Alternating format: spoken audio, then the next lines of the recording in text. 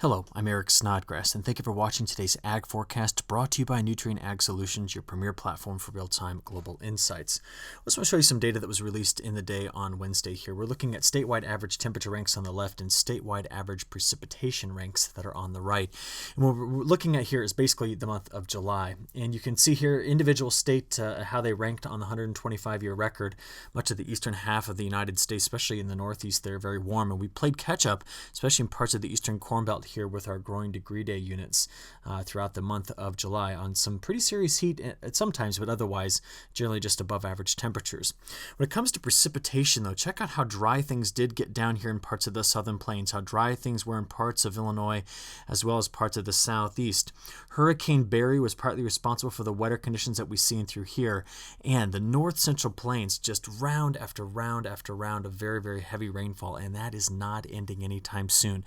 We certainly need to be talking about that. Just looking at the last 72 hours across the United States, we can again kind of see the flow. So this is just the last 3 days. Our upper level ridge here producing some locally heavy rain, some absolutely brilliant looking thunderstorms across much of the Intermountain West, getting out into the high plains there. Coming again, we saw what we talked about in yesterday's long range update. This was the precipitation that came on that squall line we discussed in Monday's video. And we talked about how it might fizzle out as it moved through parts of Illinois and Indiana, and it certainly did. But the remnants of the storms as they moved through parts of Tennessee and Kentucky produced some beautiful mammatus clouds down there. In addition to that, some extremely heavy rain in parts of Tennessee. Meanwhile, just yesterday in parts of the Northeast, especially getting in here around New Jersey and over here toward the eastern side of Pennsylvania and New York, we saw some extremely heavy rainfall producing some local flash flooding and some tornado reports. And all along the Gulf Coast here, just a lot of scattered showers and storms. But I've saved these storms right in through here for last, at least over the last 3 days or 72 hours, because I want to take you back just briefly here to the evening of August the 6th, and we saw this stripe right in through here of not only several wind reports and large hail reports, but also some just nasty storms that's kind of slid from that northwest to southwest regime. Also saw the same thing right down here in parts of southern Illinois, Kentucky, Tennessee, and parts of Missouri. Even Ohio got in on some of these really bad storms that were happening just 2 days ago. But I want to come back to those storms in the central plains because I saw some pictures here. These were posted all over the place on Twitter, but I pulled this one off of Ag Chat, just kind of reading about some of the damage we saw there, and it was awful. And what I've taken you to here is parts of central South Dakota. And in particular, this picture I was told came from a town called Oneida, which is right here. So that's where that one came from. And the storm cell that was moving in this direction, we noticed that right in here in the hail core, some radar reflectivity over 70 dBz, and that indicates some large hail. Just looking at the storm reports over there on the left, and yes, I realize they're small, but the ones that are bolded, these are all where we saw hailstones measured here, all of these in South Dakota that were over 2 inches in diameter. And using our maximum estimated hail size, we can see great support for the reports that we have over here. This narrow corridor right in through here, many, many times throughout that night of nasty storms there, we saw that the radar was seeing hail bigger than 2 to 3 inches in total. So one stripe there, but it just, gosh, it went through and destroyed a lot of farmland. Now, looking back over the last 7 days, this is the percent of normal precipitation. What has really dominated the flow pattern has been that broader ridge that sat here in the upper levels. We've seen a lot of flow around it in this direction, so very stormy in the north central plains. Again, there's been this corridor that's gone through parts of eastern Kansas, through central Nebraska, that's been exceptionally wet. And meanwhile, your neighbors right in through here have barely seen, if any, rainfall, just some widely scattered storms. Of course, right in through parts of the heart of the Corn Belt in through here, so parts of Minnesota, Iowa, Missouri, Wisconsin, Indiana, parts of Michigan, and western Ohio missing out on a lot of this rainfall as these systems kind of came through here. Some locally heavy amounts, but still it's important to see what we've got over the last 7 days as we move through this crucial first week of the month of July. As I animate for you what we're watching right now, as we progress through the day today, still have our weaker flow moving in through this area. We're going to talk about some of the cold front fronts that are draped right in across the eastern Corn Belt, getting over there into the Central Plains and what they're going to be doing. Next, we do have these two lows, and we still have our weak omega pattern, but we need to watch where this particular low goes in the coming days as it emerges here into the northwest, bringing our severe weather risk there. We're also going to have to just continue to watch our Canadian storm track as well, keeping much of the north central plains kind of under the go. So this will be the quarter I'm going to be watching for quite a bit of severe weather in the coming days. A lot of rain at least. Okay, so starting you off here, just looking at our all hazards weather map from weather.gov. A few things to point out. We still have right in through here flood watches. This is excessive heat watch both here and if you come up here into parts of Washington State, as that trough still sits offshore, bringing up quite a bit of heat here into the Intermountain West. And we're also watching for red flag warnings everywhere that you see in this area. So this is kind of what we're staring at here through the day on Thursday. And let's get right into it by taking a look at what NOAA's weather maps are looking like. So today, if we're going to watch a region for thunderstorm activity, we can kind of see where it is highlighted. It's going to be draped along the leading edge of this front that's going to come through parts of the eastern Corn Belt, sliding right in here to the central United States, and very active area of thunderstorms here that'll still be sitting over the Intermountain West. And as these storms come through, we're going to be on the lookout for some of them to be severe. Storm Prediction Center for the day on Thursday is highlighting a corridor right in through here where we could get some strong to severe storms. And we'll talk in a few minutes about where the current storms are and where they're going. But right now, the best look at this is that most of these storms are not going to be severe that are going to be emerging there from the Central Plains. Once I get you into the day on Friday, that's the map that's over here on the right. That upper level trough comes in into parts of Oregon. So we're going to be watching this corridor for the potential for strong to severe storms. And given the system that's still sneaking out of Canada, we're going to watch this same area that's been having a lot of severe weather still on the lookout here for more strong to severe storms that kind of run north-south there in the Great Plains. So that's at least our next 2 days outlook here from the Storm Prediction Center. I want to now go to the high-resolution NAM model. We're going to let this run out about 60 hours. We're going to watch a few of the major developing systems here, one of them in the central part of the United States that will press into the mid-south and eventually into the southeast. At the same time that that's going on, take a look at the flow around this coming in this direction as our next system kind of sneaks down here and brings in the chances for widely scattered showers and thunderstorms into the north central plains. So if we kind of watch this again and pick up on the timing, I'll go ahead and pause it right there. So this gets you through the day on Thursday. So let's just wind this back a little bit. So we see here a large complex of thunderstorms, decently heavy rain moving through parts of Kansas into western Missouri.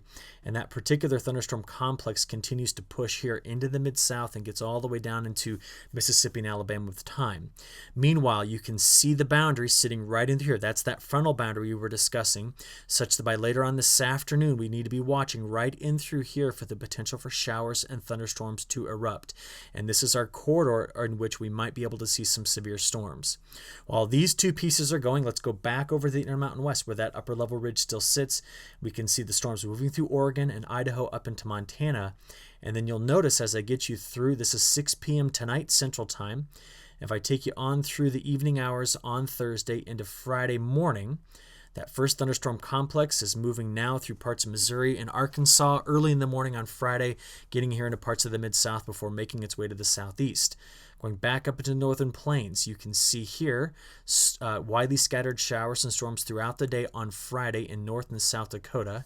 And just again, due to the presence of our upper level ridge, we're going to be watching Colorado, New Mexico, and the northern parts of the Panhandle of Texas for more storms. Now, this particular area would gladly welcome some thunderstorms here, as dry as it has been. Now, check this out. Friday night, getting you into Saturday morning, this is when the upper level trough finally sweeps into the northwest, increasing their risk for severe weather as you get into the day on Saturday. So it's a very active pattern here in the near term. When we put it all together over the next week, what do we see? Well, we're going to see the reason for this in a moment, but there is a corridor right in through here that we do see very active shower and thunderstorm activity. So I'm talking about the north central plains through the south central plains here, although leaving this particular spot in Texas relatively high and dry. Any precipitation we are getting right in through here into parts of the Corn Belt. I'll show you when and where that's coming through in just a few moments, but we do notice that over here getting toward the Carolinas, drier time period is ahead as a lot of the thunderstorm activity stays offshore, wrapping itself around the large subtropical high way out in the center part of the Atlantic Ocean. Okay, so that's just looking at your next week. What about week 2? So we're going to now switch over to our ensemble models. On the left over here I have the European, and on the right I have the GFS. And you can see that even into week 2, both models are painting this particular area showing up with a wetter bias. And down here in the south, I think we're going to be slowing down the monsoon, and we're going to be keeping the heat on in Texas for the foreseeable future. I'm going to show you that in a few minutes. So the question is, why do we see such active severe weather in through here, and why so many thunderstorms forecast into week 2? So let's kind of dig in and talk about that really hitting there in the north central plains and the Canadian prairies. Just to show you, not only do we have our dynamical model support, but this is also analog support for this as well. So this is looking here at the top 105 analogs for this pattern. And we do see that going out in days 9-11, this particular corridor showing up wet. Same thing out here for days 12 through 14, keeping this particular area wet. Meanwhile, drier conditions down here in Texas and the south central plains. Now, again, this is looking out there in the future, days 9 through day 14. And we can see that there might be some time periods over here where the eastern Corn Belt goes through a 3 or 4 day stretch of some drier weather. So we're just trying to put together multi-model as well as some analog support for the pattern we are seeing here. So here's the other piece to all of this. We're now going to switch over to an animation from the European model. This is the operational European model showing us vorticity. We always look on the leading edge of these vorticity maximums right in through here. So right over here is where we get our best chances of strong to severe storms. So watch this. I've got you out now to Saturday morning. And you can see this upper level wave making its way right in here, and this is what increases our risk for severe weather in the northwest. Meanwhile, broad ridge still sitting here over Texas. That's what's going to keep the heat on.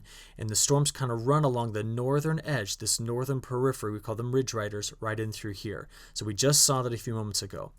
Now what we're going to be watching is for on the day on Monday. So right here, that wave that came into Oregon is eventually going to merge over the mountains, and this is what's going to start our week off very stormy in the north central plains, and it's being helped by the flow around the ridge right in through this area.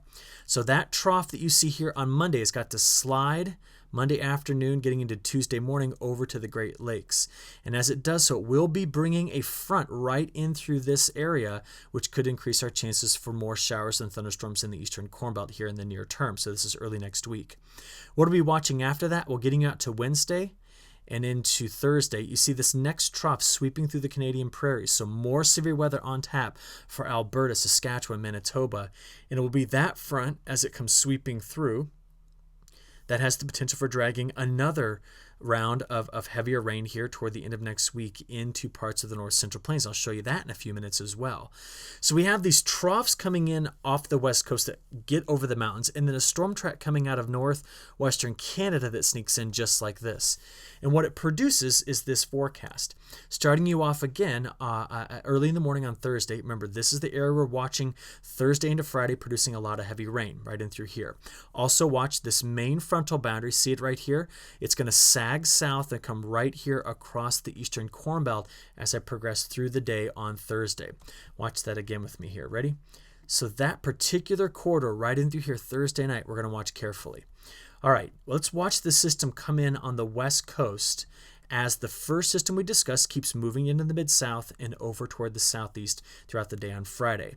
So at this particular point, higher pressure moves into the Great Lakes states Saturday morning, but we're watching this wave emerge right here into Oregon, Washington. There it is.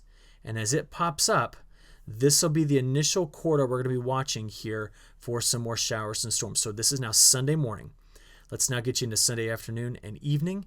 Here comes that next low pressure system. So this is now Monday morning. Remember, we were watching the north central plains in the Canadian prairies, and throughout the day on Monday, that system makes its way over to the Great Lakes, such that by Tuesday morning, the low pressure center is located here, and we're going to watch right along the frontal boundary, which will be stretched right into this area for our best chance at scattered showers and storms. And some of this could be hitting Michigan and the rest of the eastern Corn Belt, which would be very welcomed rain for some of these folks in that area. So that's Tuesday. After that system goes through, look at the high pressure that builds in behind it. But remember, our ridge is still sitting in this area, so widely scattered showers and storms in through Kansas and Oklahoma midweek next week. Next system then slides down out of the Canadian prairie. See it there? This is now Wednesday night into Thursday morning.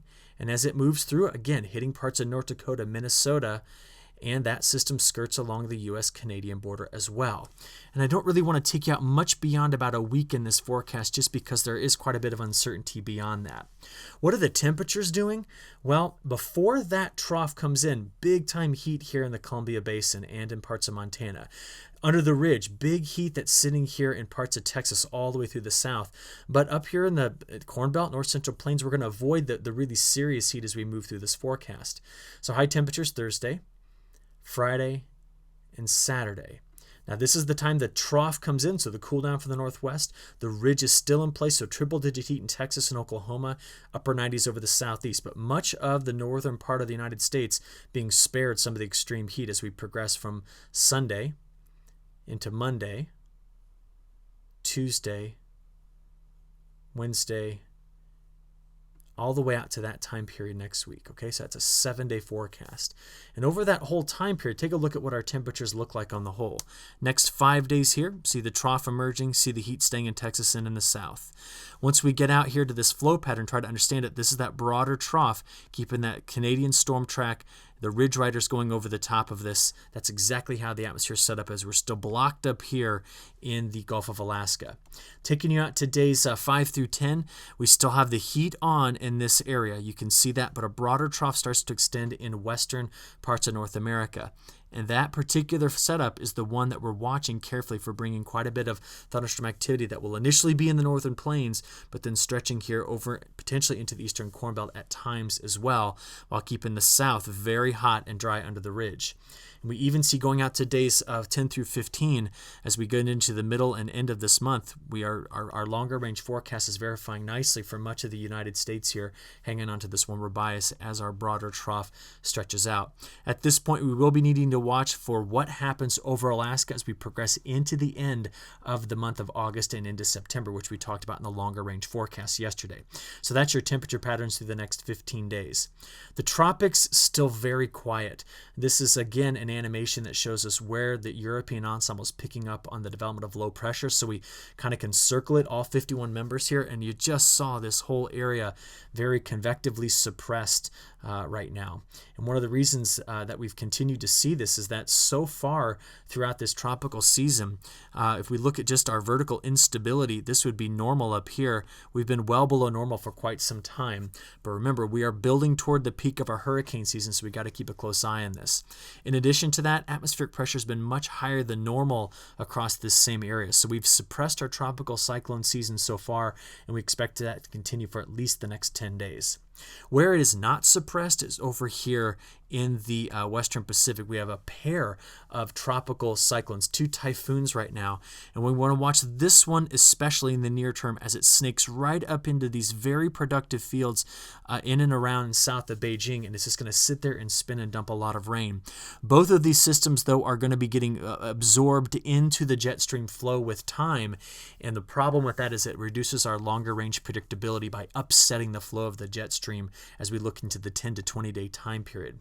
To show you what is going on over in parts of Asia here, I want you to focus first. Remember that when we think about where China grows a lot of crop, right in through these 2 corridors. And so that first tropical cyclone is going right up in here, potentially producing a major flooding event in that particular area.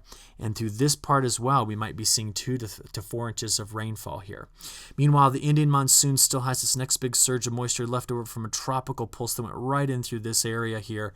And we're going to keep a close eye on how much rain they do get, but some major flooding there through parts of central India. And finally, just to finish up, I want to tell you what's going on in Europe. We will be seeing a favored Northern Europe storm track. We talked about that in the video on Monday, with Southern Europe looking a little bit drier with time. This is the first time in a while that I have seen a major part of Ukraine and this part of the Russian wheat belt showing up with near average to drier than average conditions as we move forward. What are temperatures doing? Still cool in that same corridor over here in the Russian wheat belt and getting into parts of eastern Ukraine and Turkey. And we do see that that's the next 5 days. Even over the next 10 days, we still kind of hang on to that. And much of Europe actually gets a bit of a reprieve from some of the serious heat they've seen recently. Okay, a lot to take in there, but just wanted to kind of give you that global perspective as we go ahead and wrap up this forecast video. We Nutrien Ag Solutions, thank you for your attention. Hope you have a great week, and we'll talk to you again soon. Thank you.